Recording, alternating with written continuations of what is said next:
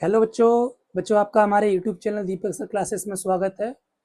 बच्चों आज की क्लास में हम 5.2 का क्वेश्चन नंबर 6 करेंगे। ठीक है, क्वेश्चन को क्या कर लो, रीड कर लो, फिर से कह रहा हूँ। ठीक है, तो क्वेश्चन क्या कह रहा है, आपको ये चेक करना है कि -150 जो है ना, इस एपी की टर्म है या नहीं।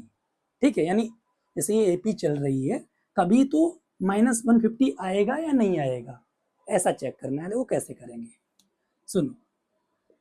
ए इज इक्वल टू क्या है, 11 है। ठीक है, डी निकाल लेते हैं A2 माइनस A1 से। क्लियर, A2 हमारा 8 है और A1 11 है, तो डी हमारा -3 आ गया। ठीक है, अब सुनो, हम लोग क्या करते हैं, जब भी हमें ऐसे कहा जाता है ना चेक करो क्या ये -150 इस एपी की टर्म होगी, तो हम हमेशा मान लेते हैं कि वो nth टर्म होगी। ध्यान रखना, जब भी बोलेगा ना, जैसे अभी क्वेश्चन कराया था उसमें कहा था एपी की which term of the AP will B ये, तो हम लोग nth टर्म मान ली थी, समझ रहे हो। तो वैसे ही हम मान लेंगे let nth term of AP will be -150, हमने मान ली nth टर्म। ठीक है, लेकिन उसने तो हमसे, ठीक है, बात समझ में आ रही है। अब जब nth टर्म हमने मान ली है तो an का फॉर्मूला लिखते हैं, तो an की जगह क्या रख देंगे, क्योंकि हमने nth टर्म मानी है ना। समझ में आया, हमने मान लिया कि कोई भी टर्म होगी, ऐसा मान लिया है, समझना मेरी बात। तो an की जगह -150 रख देंगे। a 11 है, n नहीं पता, और d -3 है। ठीक है, ये एक काम करते हैं, -150 -11, ठीक है, n -1 -3। ठीक है, ये आपका हो जाएगा माइनस का 161। ठीक है, ये मल्टीप्लाई में है -3, इधर हम डिवाइड में ले आ रहे हैं। क्लियर, ठीक है। 3 से ये डिविजिबल होगा कि नहीं होगा, देख लेते हैं। नहीं होगा, कंप्लीटली डिविजिबल, 6 और 1 7 और 1 8, तो 3 से ये कंप्लीटली डिविजिबल नहीं होगा। कोई बात नहीं, हम क्या काम कर रहे हैं, इस -1 को भी इधर ले आ रहे हैं।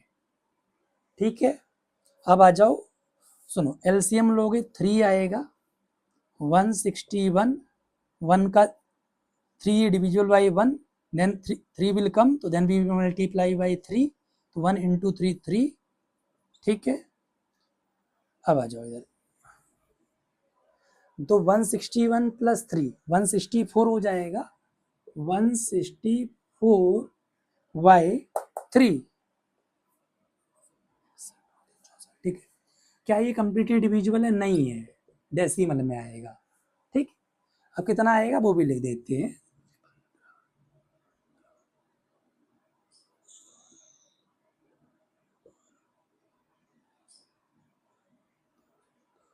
54 पॉइंट कुछ आएगा। ठीक है, 6 वगैरह। ठीक है, अब हमने बताया था नंबर ऑफ टर्म्स कभी भी डेसिमल में नहीं होती है। कभी आपने सुना है, हम यही तो कहते थे first term, second term, third term, कभी ये तो कहते नहीं थे कि 2.5 टर्म। तो n की वैल्यू कभी भी डेसिमल में नहीं हो सकती, माइनस में नहीं हो सकती। तो आप लिखोगे हेंस, या देयरफॉर भी करके ले सकते हो, hence value of n is in decimal.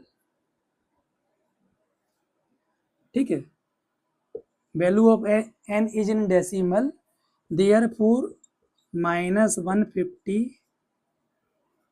Is not a term of given AP. तो इसका मतलब -150 इस एपी की कोई भी टर्म नहीं होगी। Clear, crystal clear. ठीक है, देख लो, समझ लो, फिर हम आगे बढ़ते हैं।